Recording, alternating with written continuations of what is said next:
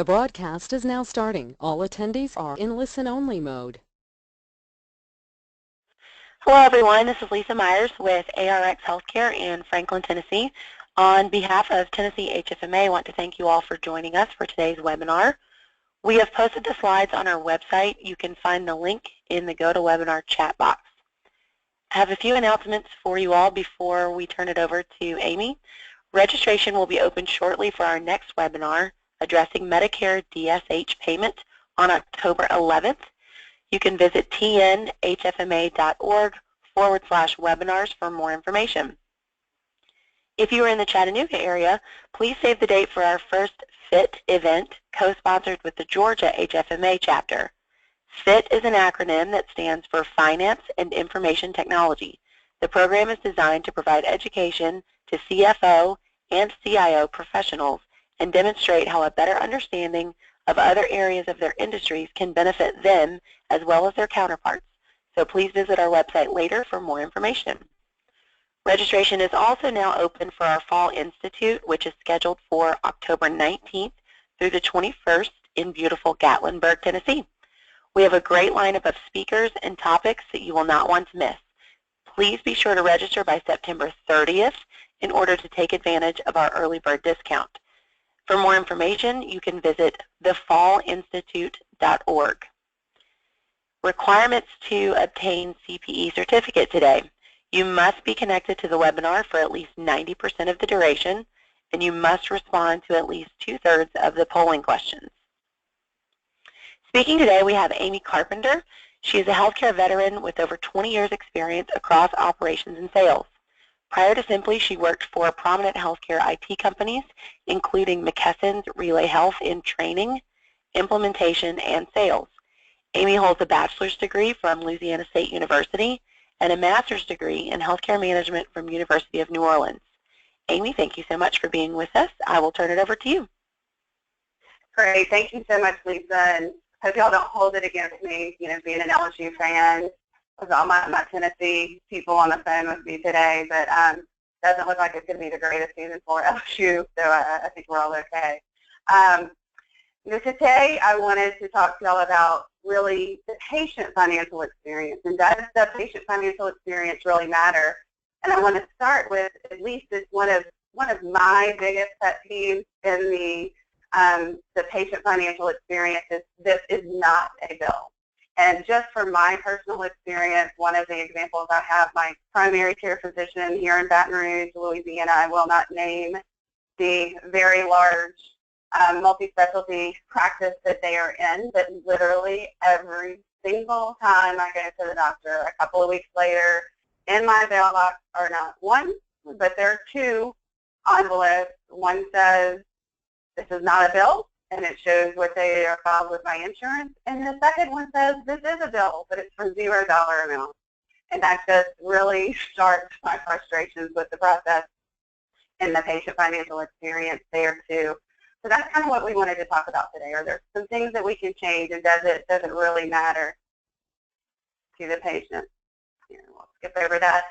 So for the game plan today, first thing I think we want to talk about, is there really an opportunity in healthcare to make a change in the financial experience? We've worked on for years and years and years on the clinical side, and we've really done a great job of improving the clinical piece of that experience, but it's a true cycle, so we really want to find a way to complement both the financial and the clinical. So Lisa, let's start off with the first poll here. All right, so our first polling question is, which factor is a higher driver of inpatient satisfaction? Understanding a bill, pain management, parking, or none of the above?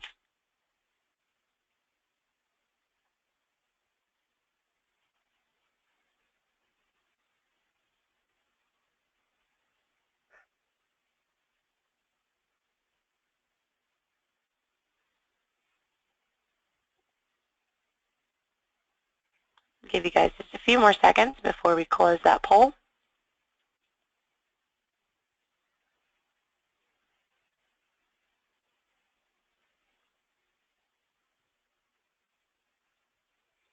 All right, and so our responses are 63% say understanding a bill, 26% say pain management, 7% parking, and 4% none of the above. Great. Thank you, Lisa. So I think that's pretty indicative. So patients in the hospital, their inpatient experience, the biggest pain point in the driver of inpatient satisfaction is understanding the bill. You would think that when you're in the hospital, that what you're going to think about really is, are the doctors explaining everything to me? How's the nursing care? What's the environment like? Is it clean? All that kind of stuff. But really, patients are worried about, what's my bill going to be? Am I going to understand it? How easy is it going to be to pay? So that's pretty indicative of where we need to go in healthcare. I think all of you are healthcare veterans. We know high deductible health plans continue to grow. In 2006, there were 3.2 million enrollees in high deductible health plans. 2015, 19.7 million. We're going to continue to see that shift of cost to the patient or the consumer. And a 200% growth from just in the last 5 years. Really, it's huge, and it's going to continue to grow. But it brings a new set of challenges. So both for the patient, so as patients or caregivers of patients, now we owe more money than we ever have before. So we really need to understand this. We need to trust what we owe is going to be correct. And then we may need to find out, are there options for us to pay? If I know I have a $2,000 deductible, a lot of people just can't just say, okay, here it is, I'm going to pay it when I walk in the door to have this procedure. Are there options? Can you give me payment plans? Are there financing options? We need to know this ahead of time. And then for the providers, it's another challenge too. When I worked years and years ago on the provider side of the world, we were happy if we got a copay when you came in the door. That was great because the patient portion was a much smaller bucket now. And as that continues to grow, we need to become more inventive and work harder to make it easier for the patients to pay their bills through the process. So while the high deductible health plans continue to grow, patients continue to owe more money out of pocket for their procedures. 74% of these patients for bills of $1,000 or less are willing and able to pay those bills. But yet, we're still seeing an increase in bad debt, even in charity care and for people with high deductible health plans. So we're writing off money for 74% of patients really want to pay. We're still writing off and increasing that bad debt right off there. So we've got to make a change, and we've got to make it easier for these patients to understand and trust and pay these bills earlier in the process. So why do we still have that problem? If we have 3/4 of the patients wanting to pay, willing and able, why are we still writing those off? And I think there's a huge mismatch between the expectations and what we're delivering as the patient experience. The patients are consumers. They do everything else in a self-service mobile fashion. When you go to the airport, you can check in by phone. You can have your boarding pass on the phone. If you're like most people, you don't even have to check a bag, and you can go in and just go straight to security and go straight in. If you're like me, you overpack, so you still have to make that stop and drop off your bag. But things need to be quick and easy, and that's what patients are used to. And in healthcare, we're still in that old people, process, paper, slow environment that causes so many challenges through the process. Let's just take a look and imagine right here, just post-service for the patient and what the patient has to go through. So, we start off in green.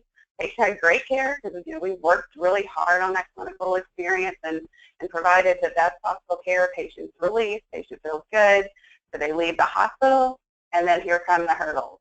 The first hurdle is they might get their first bill.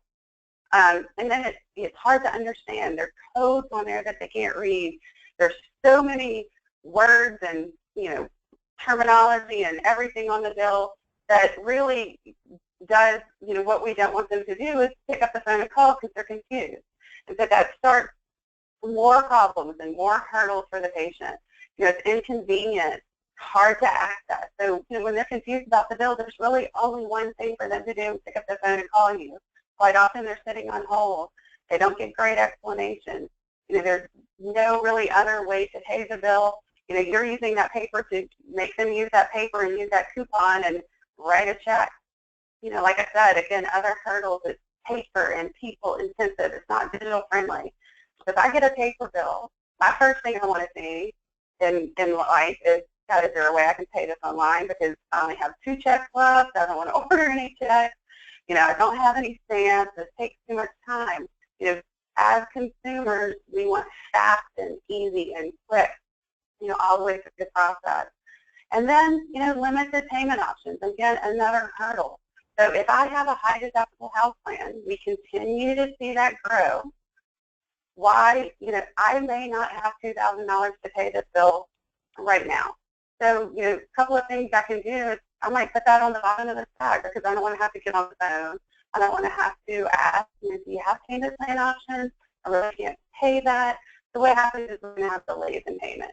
So we need to eliminate all these hurdles and confusion for the patient and really take a minute to consider the patient or the consumer's journey in healthcare. And now it really starts from the very beginning. So you need to have a procedure. I know I have a high deductible health plan. The first thing I want to know is how much is it going to cost? What do I have to pay? So very early in the process, we're deciding not only where to go, where do I get the best care, but where is my best value? And so we need to start that, should I do this now? Do I need to put it off until December when I've got more of my deductible? We want to bring that transparency and that visibility and engagement as early in the process. And then what information can I get? And do I trust that this is correct? Whether it's getting an estimate or getting a bill through the process, if there's jargon and language and things I don't understand, do I believe that it's real and this is what I really owe? Or is it going to cause me to pick up the phone and have to call and get an explanation? And just, as an aside, I've been in healthcare, I think they say in my bio, just over 20 years, which I appreciate that when they don't say the real number and you can figure out how old I really am and how long I've been in healthcare. But I am a caregiver right now of a family member who's a cancer patient. And she gives me all of her bills to look at. I can't understand these bills. There are words on there that a patient should never even have to see. Sequestration is one of them. Even though the deduction on there is going to make a patient say, what in the world is that? I'm going to call and see if this is right, what's going on. We have to simplify it and make it easier for the patient. And again, the affordability is key. So not only are we looking for the best care, the best value, and then how am I going to pay? And it's a true cycle. So we want to keep the patient engaged and understanding all the way through the process, because when it's over, you want them to say, hey, what worked well? Was this a good process? Can I refer my provider to someone else? Would I say I had a great experience there? And that goes all the way through from financial at the beginning to clinical and financial at the end. So we need to understand that entire journey. And, is it really just about the payment, or is it about something else? Through the financial journey, and I think we talked about all the different touch points, but patients have to find a doctor. Patients want to find the facility with the best care, but also the best value. They're having to get eligibility benefits and estimates and scheduling an appointment. Then they talk with pre-service, for filling out all the paperwork. And then they come in at point of service. They may have to go through all of, some of this stuff again, and post-service bill. So we need to really think about, yes, we want them to pay those bills. That's probably the ultimate goal there, but it's just as important for the patient to have a great experience throughout the entire episode. So it's kind of equivalent, and you might think this is a little odd, but it's delivering versus the experience. So one example is, we all go to restaurants on a regular basis. There's a ton of chaos that happens in the background, in the kitchen, pots and pans, washing and prep, and all that. I could care less what it takes to put all this stuff together and make a great picture for me. What I want is I want a good experience in the restaurant. I want to be greeted. I want to have great service. I want to have a pretty plate, and I want it to taste good. But what happened, all the things that make it up in the background, that shouldn't matter to me. Or even when I'm having a dinner party at my house, same thing. I don't want my friends and family to come in and see all the chaos in the kitchen that took to make me, to make this meal for them. I want it to be a pretty nice dining experience.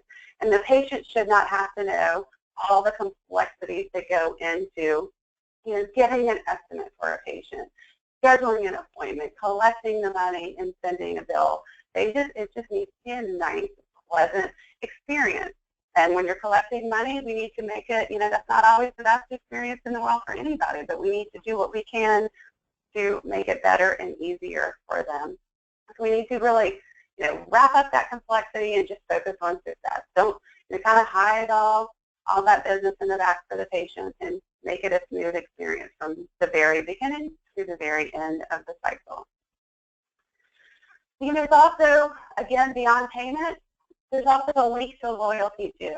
So just like I said, I think it's really, really important to, I think we'd all say it's really important to collect that money. We want the patients to pay their bills. But we also want the patients to refer, and we want them to come back.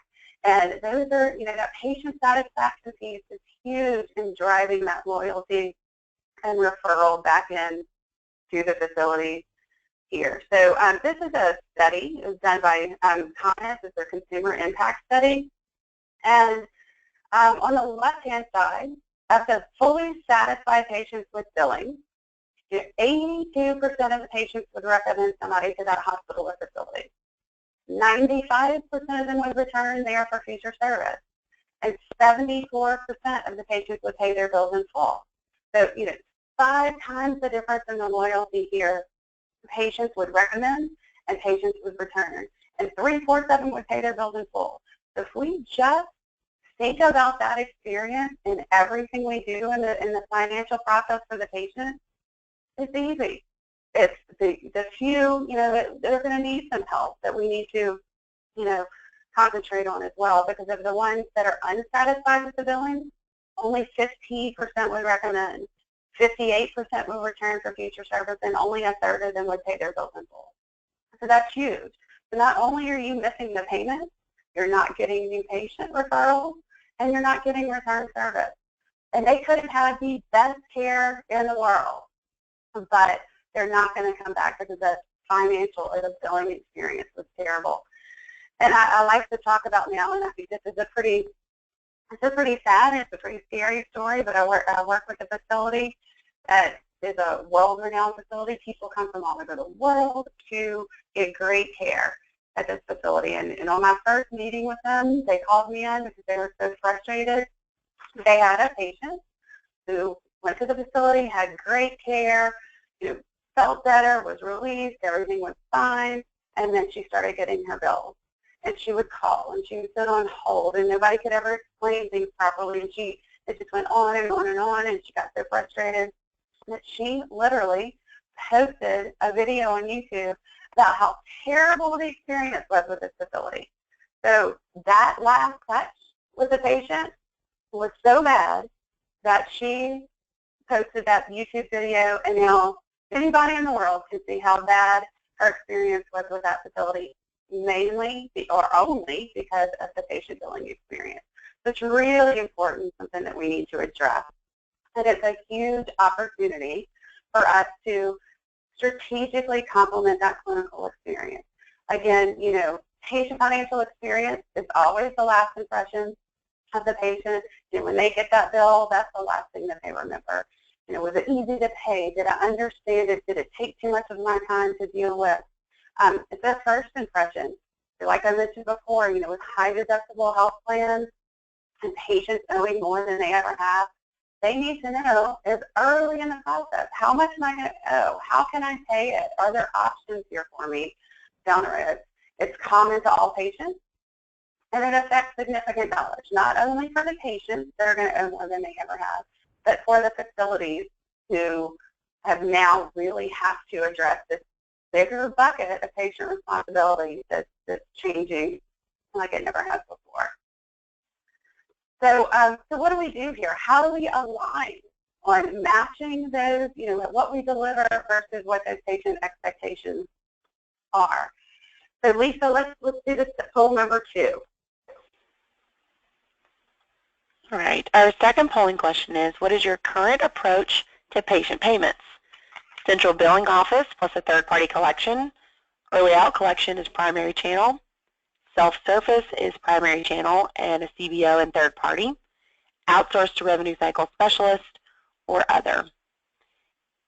And as a reminder, for those of you obtaining CPE certificates for today, you must respond to at least 2/3 of the polling questions.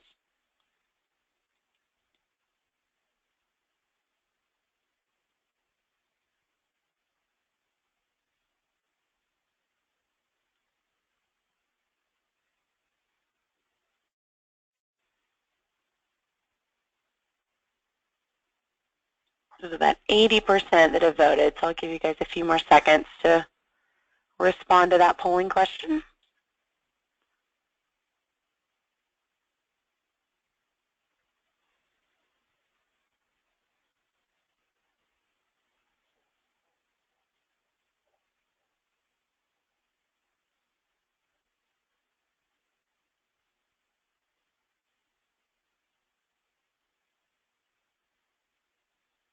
All right, Amy, I'm going to go ahead and close that, and I'll share the results.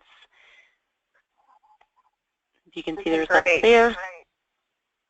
Yeah, so we see that the most of you have a CBO within a third-party collection area. Not a whole lot are doing self-service as the primary channel. So let's take a look at the opportunity to optimize this experience. When I say optimize, let's optimize for self-service.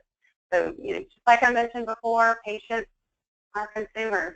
They're paying their electric bills online. They're paying their cell phone bills. They're, getting their plane tickets online. And if they're like me, they're going to go broke because they can order anything they want from their cell phone from Amazon.com, and in 2 days it shows up at your house. So Amazon's going to kill me, but it's quick and easy, and that's what consumers want. So let's look at the difference between, a couple of different buckets between retail versus healthcare. So retail often operates in a guest payment environment.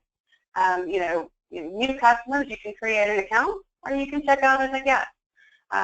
Totally up to you. Checking out as a guest, quick, easy. Healthcare almost always requires an account. And for patients, we see if they have to memorize yet another username and another password, those are barriers to keep them from following through with the process, which is what you want them to do, is pay the bill. And again, if you're like me, every username or password I have is in my phone, and I'd be in a whole lot of trouble if somebody found my phone and can get into it.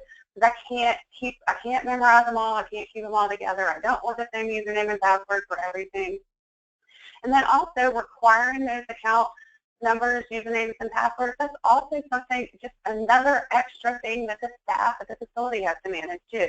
Patients are going to call, I can't find my username and password, can you reset it for me? So again, just multiple barriers on both sides of the fence that keep us from flowing through with the process. On retail, the easy, flexible payment, so multiple ways to pay. Debit card, credit card, ACH, PayPal, just multiple options that reduce the barrier for us to, follow through with the process and purchase something or pay. On the healthcare side, it's usually complex. It's, too many steps. It's picking the facility I have to pay for. Sometimes it's blind payments. It's just too complex to really be the quick and easy thing that the consumers need. Retail side, it's usually transparent with friendly details. Often trying to drive to that self-service payment. But bills are easy to read. You know what you owe. You can get to it easily. All of my accounts, literally are constantly updating and changing their websites to make it easy for me to understand my bills and pay in a quick fashion. They're really monitoring what consumers want and what consumers are needing out there. Healthcare bill, it usually looks like an invoice. It's technical. It has codes on it. There's language most people don't understand, and it shouldn't be on there. Sometimes it's hard to even find what you owe. And if you do have a quote online bill pay, it's hard to find how you're going to get there. I've seen patient statements with the URL for an online bill pay that it almost fits the size of the whole page. The patient has to type in all of those / /, # and all of that. Again, they're going to fall out of the process. We've got to make it quick and easy for the patient. And then I think what's really important, and on the retail side, sometimes we probably even get aggravated because they're always wanting feedback. Are we doing a good job? Are we, do we do this and make it easy for you? Would you want to come back? Would you refer people here? How did you find out about it? Always trying to get real-time feedback. On the healthcare side, we do surveys and have for years. It's usually on the clinical side, your HCAP surveys and those type of things. Focus on delivery of care. And again, we need to, drive that into the financial piece because it affects the first part of it and can keep a patient from even walking in your doors. And the last part, keep a patient from coming back or referring. Here, so, what's the vision? What do we do? How do we empower healthcare consumers with a financial experience that really gives them a successful patient journey and build that loyalty? So, we have to empower and have a great financial experience, but it's all about that entire journey through your system. And how do we do that? Here. So looking, on the left-hand side, traditionally, healthcare billing was based on dunning cycles. We send out the first statement, and then we might send one 30 days later, and then 60 days later, and then turn them over to early out, and then our collections. It's very staff-driven and manual and transactional. It's always, almost always a pain point for the patients and quite often a pain point for the providers. I work with a provider today that they're really wanting to revamp their patient statement templates and letters, and they have literally like over 300 different templates and letters. That's crazy. Let's make it easy for the patients to understand, quick and easy, and do what we need to do to drive that engagement for the patient. Do we need to combine, take your revenue cycle, take that patient experience, and then it even involves some marketing in as well. To get that marketing team in to drive those patients into your facilities from the very beginning, through patient engagement, integrated engagement platforms. Maybe it's, Breast Cancer Awareness Month. Remember to schedule your mammogram, but keep that cycle flowing. Once they're a patient and they walk out the door, you want them to come back in. Remind them that the best place that you can do that and keep them coming back in is preventative care. Get them back in the door. And everything you do, you want to optimize it for that self-service. When a patient acts in a self-service fashion, whether it's I'm going to schedule an appointment, or I'm going to get an estimate by myself, or I'm going to pay my bill by myself online, they're doing, acting in a fashion that they do in every other facet of life, but they're also, it's reducing what you're having to do. It's lowering your cost to collect. It's enabling the staff side to spend time on the patients that really do need help, on the patient that may need some help getting charity care, or help, applying for Medicaid, the ones that really need time and consideration. And then we have to always remember the convenient experience is the satisfaction driver. It's got to be quick and easy, or they're not going to do it through the process. And just like we talked about, going to a restaurant or having a dinner party, we want to shield the patients from the back-end complexity. It is so much more than just saying, oh, guess what, I have an online bill pay and throwing it on the website. It's got to be, I'll say it a million times, it's got to be quick and easy, a couple of steps for the patient. But, this is an example, pay my bill, and then what do you want to do? So now you're going to have the patient choose, do you want to pay a hospital bill or a lab bill or a clinic bill? And then you have to pick which bill, which facility you're going to. And then, maybe you have to pick, if you were discharged before this date, then you have to pay it here. If you're discharged after this date, then you have to pay it here. That is too many decisions the patient has to make. They're trying to pay you some money. Don't put up those blockers and barriers for them to get there. And then we also, have to do better than just throwing it on my bill pay and saying, okay, put in a blind amount of money that you want to pay. We'll figure out how to apply it later. Your account number, your first name and last name. How do you know where that's going to be applied? How can the patient trust that's going where it's supposed to be going? And then this is one of my favorites. This is actually a quick pay.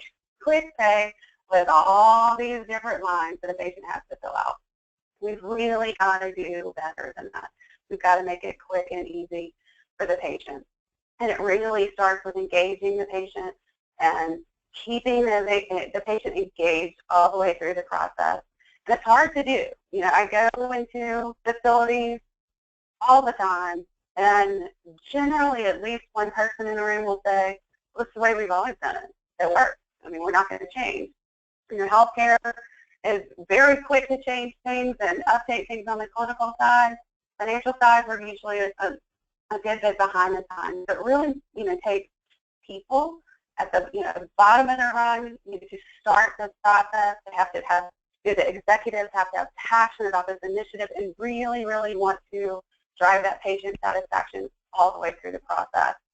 You know, maybe you have to, align motivations and make sure everybody on the team is motivated and understands that every piece of that financial process is important. And you have to get insight, from your peers and beyond. I think it's really important for us to look out, what's going on in the consumer industry. Just myself, I look and see, how easy it is to pay my bills, how easy it is to schedule an appointment, how easy it is to get a plane ticket or change a plane ticket or whatever it is, and really apply that great consumer industry knowledge to healthcare. And then it's about the process. Like I said, it is challenging the norms. What we're doing and what we've always done is not working. And we have to be more aggressive about improving that experience, because it means so much more now. We have more money to collect from patients, and we have this really, really important competition out there that we have to have that great experience so we get those referrals and we have that loyalty in the process. And we also have to be willing to, experiment through this, try things, but constantly monitor what the patients think of it and be willing to change and change quickly and change to those consumer patterns that the patients like and adapt to very quickly. And then, the systems. Like I said, you always need to be testing. You need to have clear KPIs. What is our success? Is it that a patient made a payment? Is it a patient made a payment in a self-service fashion? Or is it that they're willing to recommend us to someone else? So what are those KPIs? And let that technology help build that process for you. So again, it's important to align. You want to have, clean, modern designs, align with what they see out there in the rest of the world. Consumer-friendly billing, details integrated into payment. So, I think it's really important to, those blind payments don't make sense. It's hard for somebody to trust that my payment's going to go to the right spot. To really have, their bill aligned with what that call to action is, so they can see in one spot, this is my bill, this is what I owe, and then I'm going to make a payment on that. It's also important, we see, I think I talked in the beginning about, one of my frustrations is this is not a bill. Another frustration I have, and I hear all the time, are many may get that when you have an experience in the hospital, you're going to get a hospital bill, you're going to get a physician bill, you might get a radiologist, a pathologist, and all those different bills. So it's really, really important to combine all of that for a unified experience, or as much of that as possible as you can, so the patient really gets a good idea of exactly what they owe, and they're not getting bills coming at different times for the next 6 months. Again, engaging. So, compelling information, helping them understand, with multiple ways to engage, whether it be paper bill and redesign that so they know what they owe and why they owe it, or driving them to that self-service online payment of what they owe and what they owe it. But it's got to be, again, easy for them to trust and understand that they move on to the next step or the next call to action. And the convenient flow. Again, the guest checkout environment is really important, reducing those steps. But, also if you have a clinical portal, integrate this into the clinical portal so the patients have a holistic experience, again, both financially and clinically through the process. And then keep them engaged, targeted communications that adapts by the stage where they are in the cycle. Whether it's, welcome to ABC facility, we thank you for your visit, we filed your claim with Blue Cross, and now your Blue Cross is paid and the bill's ready for you to view. And keep them engaged. And maybe you send some bill reminders, maybe you send a pre-collection notice, and now you're going to collection. But again, it's that engagement through the process very quickly through emails or text messages to keep them involved. And then, by all means, empower the patients to pay by any method, anytime, any device, 24 hours a day. That's super easy, 7 days a week. Maybe if the patient cannot get on the phone and call then Monday through Friday when they're at work, they want to pay a bill on the weekend. Give them that access to do so. Self-directed financing options, I think, are very important. With high deductible health plans, patients need to know that there are options to pay because they can't always pull $2,000 out of their pocket tomorrow. Then they really need to have a procedure, but they might put it off until they meet more of their deductible. And, for the patient, we want them to have the care when they need it. And then for the facilities, we don't want, for everybody to be slammed in December because everybody put off their visits until December when they've met their deductible. We want to even out that census through the process. And then super, super important, you need feedback for every payment, every step of the way. Are we doing this right? Do we need to make any changes? Is this still working for you? Because we want to stay up with the patients' and consumers' needs there. So again, it's setting a high bar. It's really aligned with what your patients need. And again, it's engaging that early and adapting very quickly. So email, text messages, reminding them to come into your facility, schedule their mammogram, schedule their colonoscopy, and get them into the facilities early on. But the goal is really to aim for that empowered patient, drive them to that self-service. The bottom part of the bar is when the patients give up, they don't pay their bills, they put it on the bottom of the stack, and eventually you're having write-offs that you didn't really necessarily need to have. Remember, 74% of those patients with bills of $1,000 or less are willing and able to pay that bill. So we don't want that to happen. Collections. Why? If we can keep our patients from going to a collection agency, keep our communications with that patient close to home and our verbiage, everything looks the same, branded to us, let's do it. Reduce, what the staff has to do. It's got to be a more automated process and drive to that self-service patient where they're doing things by themselves. They're going online, they're paying their bills on their own.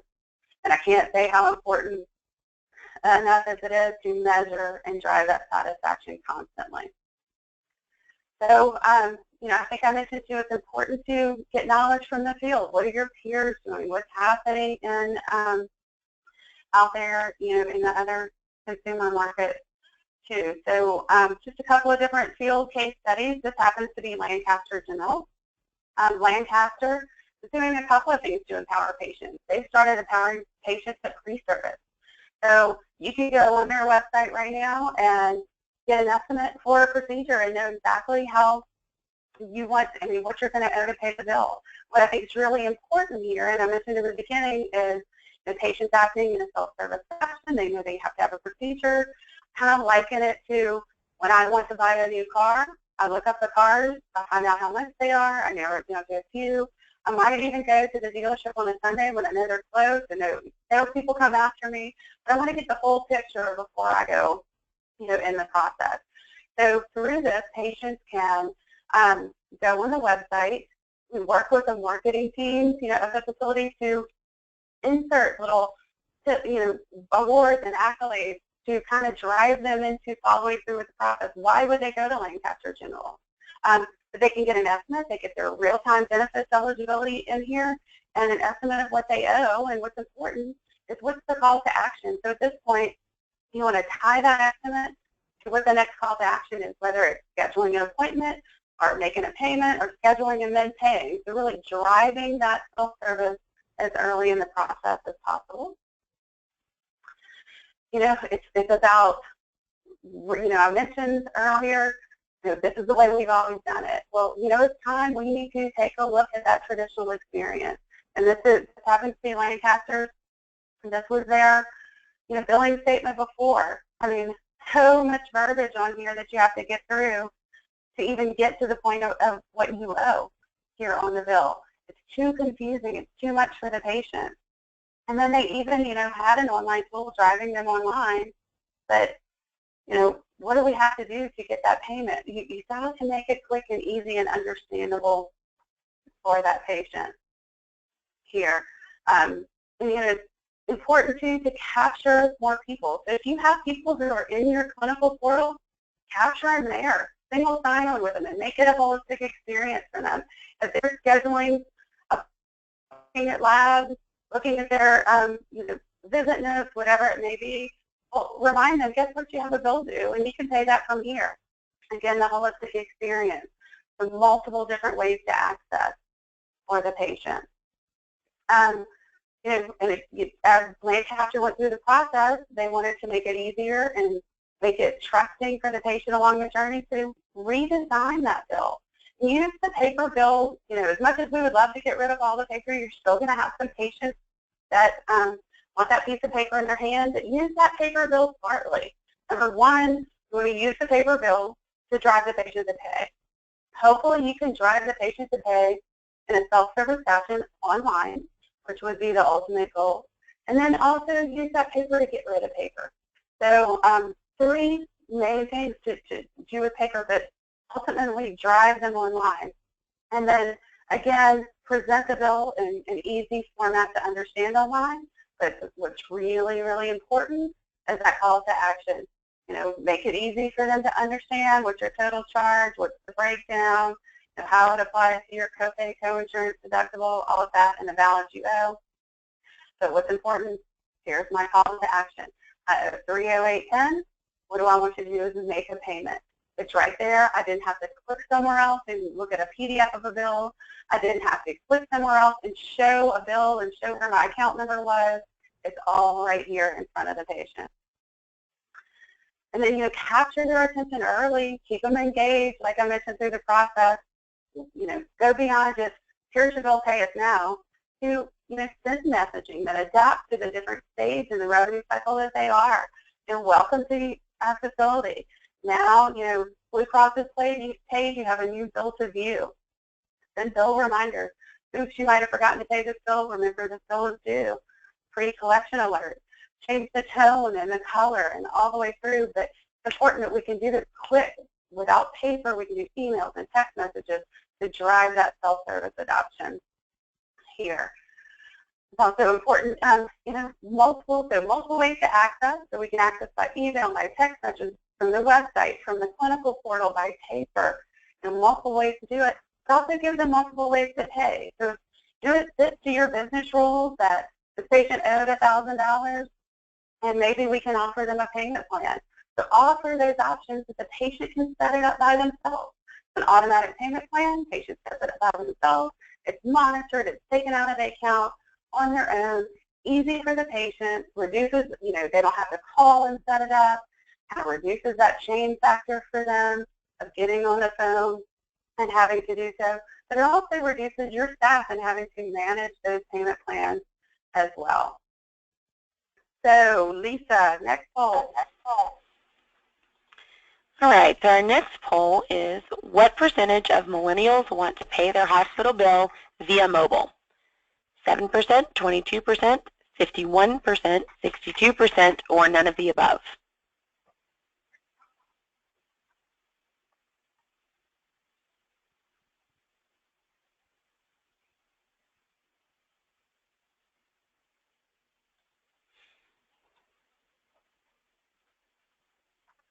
And just another reminder, since this is the third of 4 questions, you must respond to at least 2/3 of the polling questions if you want CPE credit today.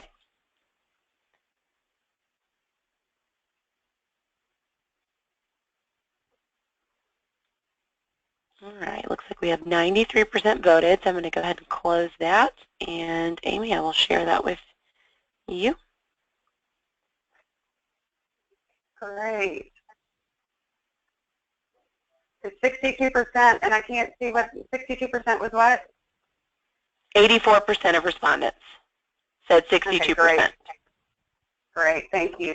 Yeah, of course, it makes sense that we're seeing millennials want to pay in an online fashion. They don't want to talk to anybody. They want to do everything through mobile. We're seeing great adoption of mobile across the country, and people maybe in an area with not so great internet access, but they've got cell service and they're paying their bills and acting in a self-service fashion through mobile. You know, through like Lancaster General, for example, their patient estimates online, you would expect a huge portion coming from millennials, but we're also seeing a lot of the over 65 group going and getting an estimate by themselves. So you'd be surprised. It ranges, but people, your patients are consumers, and they act in a self-service fashion. So I do want to save time for questions, so I'll go through some quick little metrics, and the metrics do matter. This, again, is Lancaster General.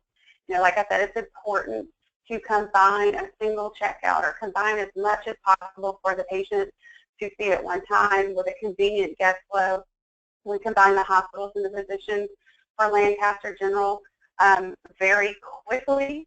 Year over year, they saw a 122% an increase self-service payment. So patients paying in a self-service fashion, you can imagine drastically reducing the cost to collect there. And their net collections also increased by 14%. And if you go back to the 74% of the patients are willing and able to pay, if we just made it easier for them, which we have done here with Lancaster, then more are going to pay, and we're not going to have as many going to collections and bad debt. You know, again, it's important to constantly monitor this, and I won't go through all of these responses, but we're constantly monitoring and surveying patients. Did we do a good job? Did this work for you? You know, 82% of their patients would recommend solely because of the billing experience. Nothing to do with clinical. You know, and patients are responding. It was quick and easy. I love this one. This was so quick, easy and quick that I almost fell off my chair. You know, it's fun to see their response. Love getting the emails.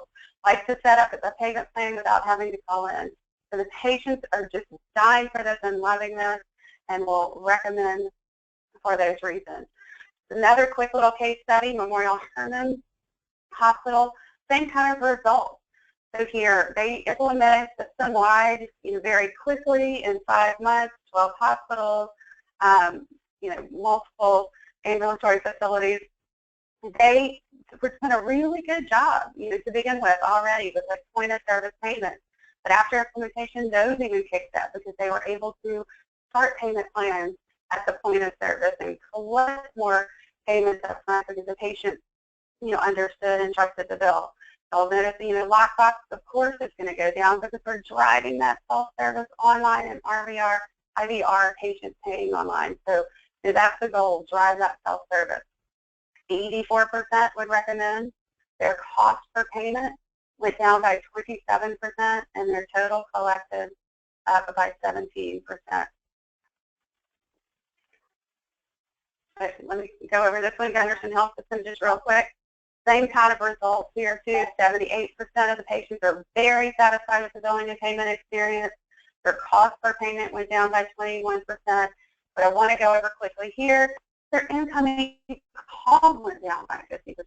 So, you know, right before Gunderson engaged with Simply for this process, they had some consultants come in, review their entire revenue cycle, and the consultants recommended that they hire a high number of FTEs to implant in different areas of the revenue cycle for more efficiencies. Well, before doing that, they implemented Simply, and with a very quick turnaround, calls went down by 50%, and not only did they not have to hire, they reallocated 24 FTEs to areas that really needed, you know, patients needed to talk to someone. I need help with charity care. I can't pay this. Can you help me? Do I qualify for Medicaid? Can you help me through that process? Whatever it may be. It's a huge impact all the way through. So I think it's the last polling question, Lisa. You want to go through this? It is. So our last question for today is, what are your reasons for attending today's webinar? Strategic initiative at my organization, continuing education credit, frustrated patient myself, or other?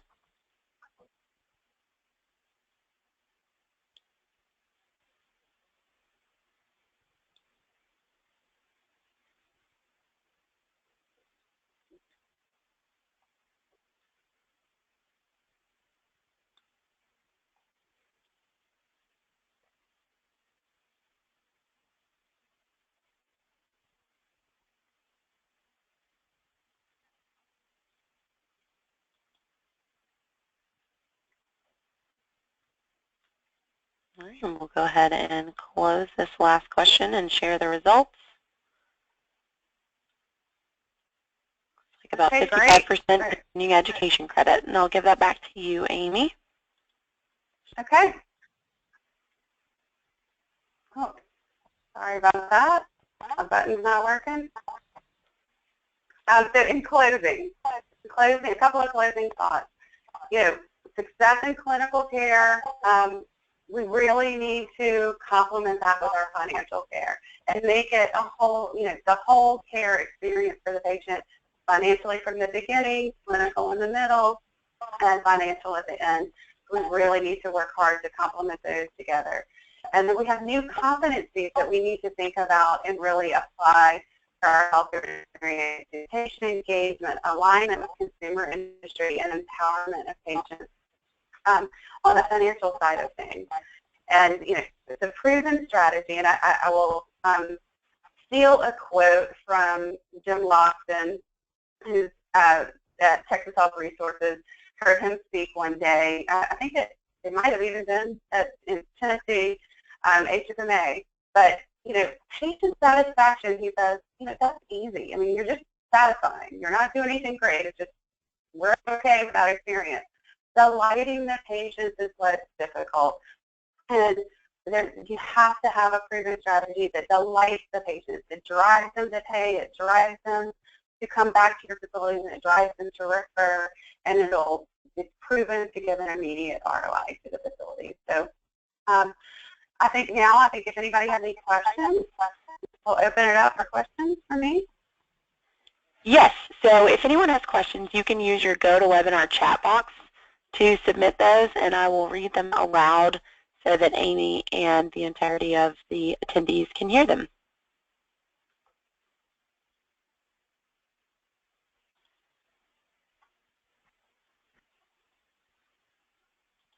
Amy, this is Pam. I do see a couple of questions. One was, what demographic has the highest adoption?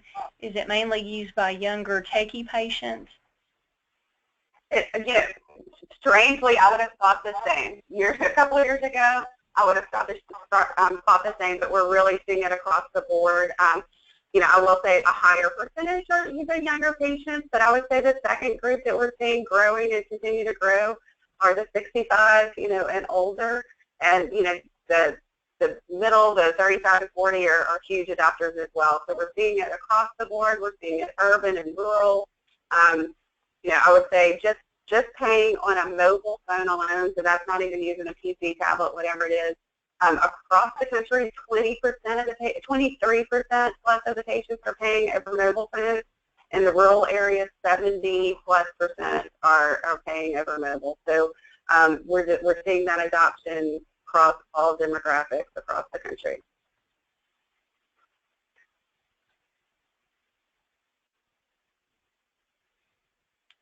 Great. Amy, we have another question. How much training is required for staff? It's really easy. So we depending on the size and everything of the facility, it's usually a couple of days at most, and not all day, every day. It's a very easy system. I mean, it has to be. It's consumer driven, intuitive. So training does not take a long at all.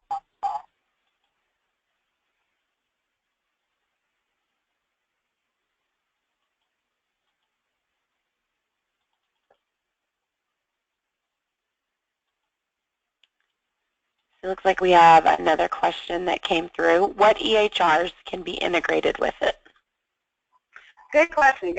So, I mean, we pretty much work with, all the EHRs across the board, the Epic, the Cerners, the McKesson, we have some homegrown.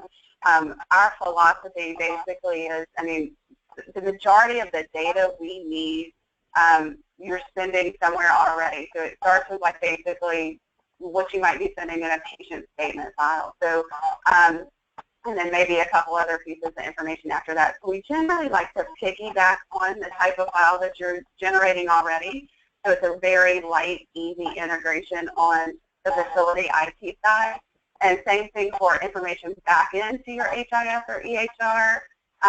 We generally, again, like to piggyback on the type of file that you can consume already. So we don't want you to have to reinvent the wheel. We don't want it to be a real heavy IT list. So we can really work with any file format that works for you. You know, we see a lot of people using a modified A35, but we can do we can take and send back whatever's easiest on the provider side. So it's generally a pretty easy IT lift.